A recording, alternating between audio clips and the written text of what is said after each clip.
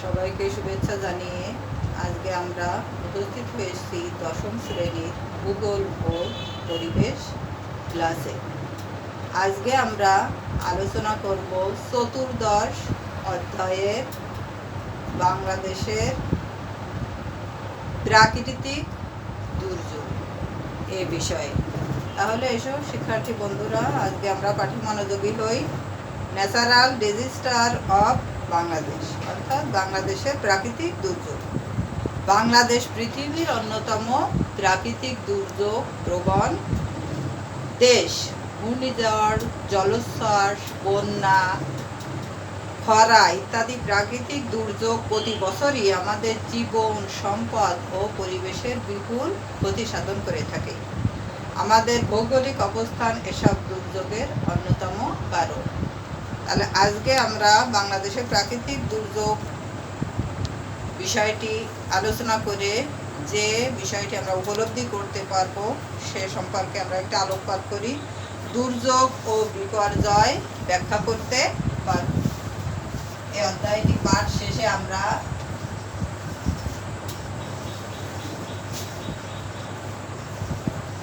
দুর্যোগ ও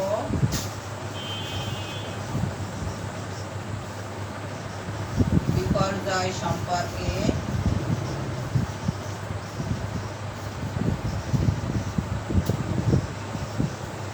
ব্যাখ্যা করতে পারব।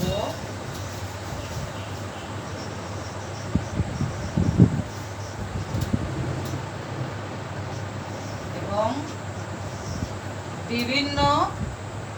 বাংলাদেশের বিভিন্ন ধরনের প্রাকৃতিক দুর্যোগ সম্পর্কে বর্ণনা করতে পারব। বিভিন্ন প্রাকৃতিক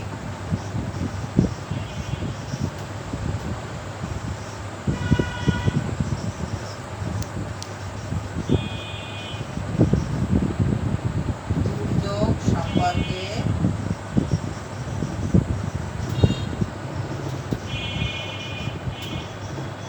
বর্ণনা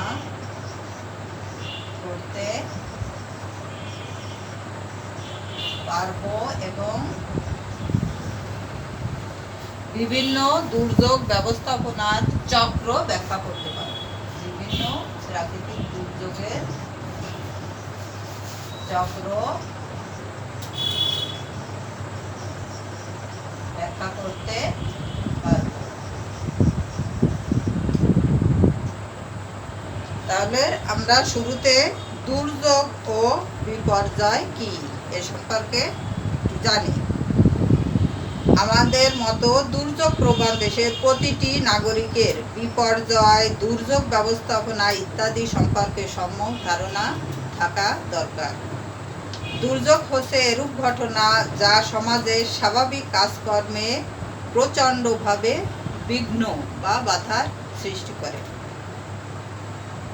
এবং জীবন, সম্পদ ও পরিবেশের ব্যাপক ক্ষতি সাধন করে থাকে। ক্ষতিগ্রস্ত সমাজের পক্ষে নিজস্ব সম্পদ দিয়ে এই ক্ষতির পুষিয়ে ওঠা খুবই দুঃসাধ্য হয়ে পড়ে। দুর্যোগ কোনো স্থানের জনবসতিকে সম্পূর্ণরূপে ধ্বংস করে দেয়, যার ফলে ওই জনবসতি পূর্বের অবস্থায় ফিরে আসতে পারে না। এর জন্য বাইরের সাহায্য বা হস্তক্ষেপের প্রয়োজন হয়। অন্যদিকে বিপর্যয় বলতে বোঝানো হয় কোনো এক আকস্মিক বা চরম প্রাকৃতিক ও মানব সৃষ্ট ঘটনাকে। এ ঘটনা জীবন, সম্পদ ইত্যাদির উপর প্রতিকূলভাবে আঘাত হানে। যেমন আমরা কিছু উদাহরণ দিতে পারি আমাদের বাংলাদেশের এই যে মানব সৃষ্ট কিছু বিপর্যয়, যেমন এই যে রানা প্লাজা ধস, তোমরা নিশ্চয়ই টিভিতে খবরে দেখেছো যে এটা হলো মানব সৃষ্ট। কেননা এই স্থাপনা যখন নির্মাণ করা হয় তখন সঠিক ম্যাটেরিয়াল বা যে সরঞ্জামাদি ব্যবহার করা দরকার সেই পরিমাণে সেই উপাদান ব্যবহার করা হয় নাই, যার পরিপ্রেক্ষিতে এমন দুর্ঘটনা ঘটেছে। তাহলে এটাকে আমরা কি বলছি? মানব সৃষ্ট বিপর্যয়। তাহলে আমরা দুর্যোগ ও বিপর্যয় সম্পর্কে জানতে পারলাম। এবার বাংলাদেশের প্রাকৃতিক দুর্যোগ বিভিন্ন ধরনের, যেমন বন্যা, খরা, ঘূর্ণিঝড়। তাহলে আমরা বন্যা কি, এই কিছুদিন আগেও আমাদের কি লঘুচাপ, বঙ্গোপসাগরে লঘুচাপ সৃষ্টি হওয়ার কারণে বাংলাদেশের দক্ষিণ অঞ্চলে কি প্রাকৃতিক বিপর্যয়ের একটা ঘটনা ঘটেছে। তোমরা নিশ্চয়ই টিভি বা বিভিন্ন সংবাদ মাধ্যমে জানতে পেরেছো। সেরকম একটি উল্লেখযোগ্য প্রাকৃতিক দুর্যোগ হলো বন্যা। বাংলাদেশের প্রাকৃতিক দুর্যোগের মধ্যে বন্যা অন্যতম। এদেশের মানুষের কাছে বন্যা যেমন ভয়াবহ, তেমনি অর্থনৈতিক অবস্থার উপর অপরিসীম প্রভাব ফেলে। প্রকৃতপক্ষে এদেশের প্রেক্ষিতে কোনো এলাকা প্লাবিত হয়ে যদি মানুষের জীবন ও সম্পদের ক্ষতি সাধন হয়, তাহলেই বন্যা হয়েছে ধরা হয়। বাংলাদেশ একটি নদীমাতৃক ও নদীবহুল দেশ। এখানে বার্ষিক বৃষ্টিপাতের পরিমাণ 2300 মিলিলিটার। 57টি আন্তর্জাতিক নদীসহ 700টি নদী এদেশে জালের মতো বিছিয়ে রয়েছে। এর মধ্যে 54টি নদীর উৎসস্থল ভারতে অবস্থিত। এই বন্যার কি কি কারণে বন্যা সৃষ্টি হতে পারে এ সম্পর্কে আমরা একটু জানার চেষ্টা করি।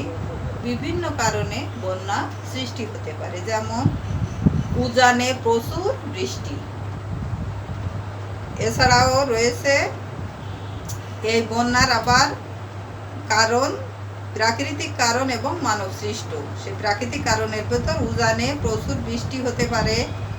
ভৌগোলিক অবস্থানের কারণেও বন্যা সৃষ্টি হতে পারে। মৌসুমি জলবায়ুর প্রভাব, যেমন এখন কি শ্রাবণ মাস, আষাঢ় শ্রাবণ বর্ষাকাল আমরা সবাই জানি, এ সময় বন্যা হওয়ার সম্ভাবনা থাকে।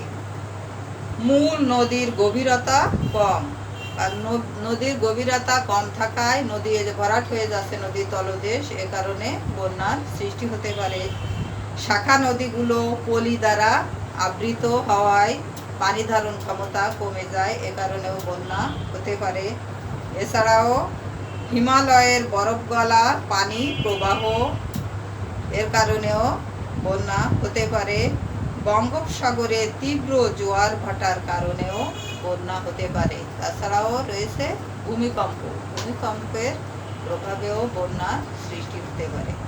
তাহলে এগুলো গেল আমাদের প্রাকৃতিক কারণ। এবার মানব সৃষ্ট কিছু কারণ আমরা দেখি। বন্যার মানব সৃষ্ট কিছু কারণ: নদী অববাহিকায় ব্যাপক বৃক্ষ কর্তন, অর্থাৎ গাছপালা কেটে ফেলা।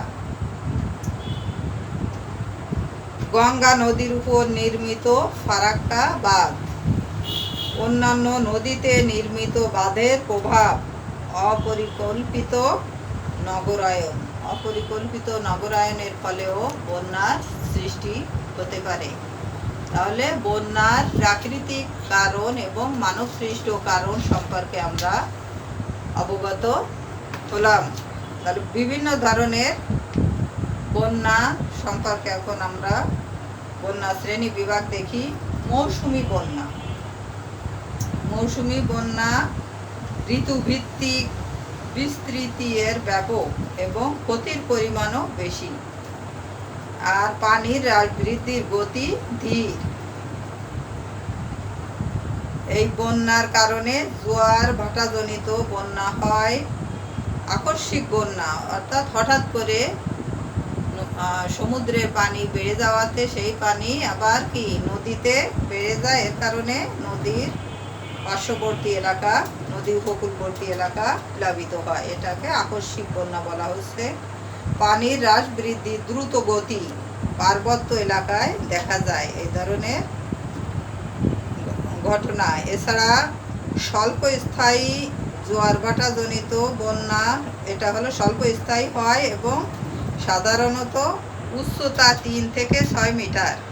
আর অমাবস্যা ও পূর্ণিমায় বন্যার রূপ হয় ভয়াবহ। আমাদের বন্যা শ্রেণী বিভাগ সম্পর্কে আমরা কি জানতে পারলাম, এবং বন্যার যে দুটো কারণ, প্রাকৃতিক এবং মানব সৃষ্ট, এবং বন্যার এই যে শ্রেণী বিভাগের মাধ্যমে আমরা মানে কোন বন্যা স্থায়ী হয় এবং সাধারণত এর উচ্চতা 3 থেকে 6 মিটার পানির যে উচ্চতা বৃদ্ধি পেতে পারে। এছাড়াও অমাবস্যা ও পূর্ণিমায় বন্যার রূপ কি হয়, ভয়াবহ রূপ ধারণ করে।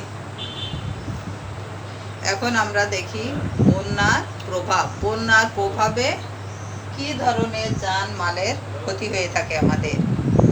বাংলাদেশে বন্যার ক্ষয়ক্ষতি ব্যাপক। তাহলে বন্যার প্রভাব আমরা একটু দেখি। বন্যার প্রভাব, বন্যার প্রভাবে কি হয় আমাদের দেশে। বন্যার প্রভাবে ক্ষয়ক্ষতি ব্যাপক পরিমাণ হয়ে থাকে। বন্যা এলাকা প্লাবিত হয়ে বিপুল পরিমাণ ফসলের ক্ষতি হয়, মানুষের প্রাণহানি ঘটে এবং স্বাভাবিক জীবনযাত্রা ব্যাহত হয়।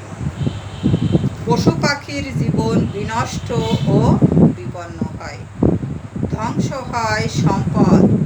2000 সালের বন্যায় দেশের 16টি জেলার 1.84 লক্ষ হেক্টর জমির ফসল বিনষ্ট হয়। উৎপাদন আকারে এ ক্ষতির পরিমাণ 5.28 লক্ষ মেট্রিক টন। পৃথিবীর বৃহত্তম বদ্বীপ বাংলাদেশ তথা এ ঢালু সমভূমির দেশে বিভিন্ন শতাব্দীতে বন্যা হয়েছে, যেমন 1954 সালের বন্যা, 2004 সালের মধ্যে 1954 থেকে 2004 সালের মধ্যে 1974, 78, 1984, 1988 এবং 1998 ও 2004 সালের বন্যা ছিল ভয়াবহ বন্যা। এর মধ্যে 1998 সালে দীর্ঘস্থায়ী বন্যা সবচেয়ে বেশি এলাকা ক্ষতিগ্রস্ত হয়। বাংলাদেশে বর্ষাকালে প্রবল বৃষ্টিপাতের যে রেকর্ড রয়েছে তা তুলনাহীন বলা যায়। তাহলে 1954 থেকে 2004 সালের মধ্যে যে বন্যা, যতগুলো প্রাকৃতিক সৃষ্ট বন্যার ভয়াবহ বন্যা, তার ভেতর 1998 সালের, এবং এটি দীর্ঘস্থায়ী হয়, যার ফলে জানমালের ব্যাপক ক্ষতি হয়। বাংলাদেশের ভৌগোলিক অবস্থান ও জলবায়ুর কারণেই বন্যা এদেশের একটি চিরপরিচিত প্রাকৃতিক দুর্যোগ। এ প্রাকৃতিক দুর্যোগ জনজীবনকে বিপর্যস্ত করে তোলে। তাই বলা যায় দুর্যোগ এবং বিপর্যয় পরস্পর সম্পর্কযুক্ত। এ বিপর্যয়কে পরাভূত করা একান্ত প্রয়োজন। এ লক্ষ্যে অতীতকাল থেকেই মানুষ বন্যা প্রতিকারের প্রচেষ্টা গ্রহণ করে আসছে, এবং সেই প্রচেষ্টার ফলাফল স্বরূপ আমরা বন্যা নিয়ন্ত্রণে যেসব ব্যবস্থা গ্রহণ করা হয় আমাদের দেশে, এ সম্পর্কে আমরা একটু ধারণা নেই। বন্যা নিয়ন্ত্রণ ব্যবস্থা: সহজে স্থানান্তরযোগ্য বসতি তৈরি করা, অর্থাৎ বন্যার পূর্বাভাস, আবহাওয়ার পূর্বাভাস জানতে পারলে যেন দ্রুত এক স্থান থেকে আর এক স্থানে সরিয়ে নেওয়া যায়, এরকম বসতি স্থাপন করা। নদীর দুতীরে ঘন জঙ্গল সৃষ্টি করা, নদী শাসন ব্যবস্থা সুনিশ্চিত করা, বন্যার পূর্বাভাস ও সতর্কীকরণ ব্যবস্থার উন্নয়ন সাধন, যেন বন্যা আকস্মিক যে প্রাকৃতিক দুর্যোগ, যেমন বন্যার পূর্বাভাস, আমরা যেন দ্রুত সেই নদী উপকূলবর্তী বা সমুদ্র উপকূলবর্তী যেসব বসতি স্থাপন করেছে যারা, তাদের কাছে দ্রুত পৌঁছে দিতে পারি, এরকম ব্যবস্থা গ্রহণ। পুকুর, নালা, বিল প্রভৃতি খনন করা এবং সেচের পানি সংরক্ষণ করা। প্রতি বছর বন্যা মোকাবেলার জন্য সরকারিভাবে স্থায়ী প্রশাসনিক কাঠামো গড়ে তোলা। এছাড়াও রয়েছে ড্রেজারের মাধ্যমে নদীর পানির পরিবহন ক্ষমতা বৃদ্ধি করা, সন্নিহিত স্থানে জলধারা নির্মাণের মাধ্যমে পানি প্রবাহকে সম্পূর্ণরূপে নিয়ন্ত্রণ করা, ভারত থেকে আসা পানিকে বাঁধের সাহায্যে নিয়ন্ত্রণ ও নিষ্কাশন করা, সমুদ্র উপকূলবর্তী এলাকার পানির অনুপ্রবেশ বন্ধ করা, নদী তীরকে স্থায়ী সুদৃঢ় কাঠামোর সাহায্যে সংরক্ষণ করা।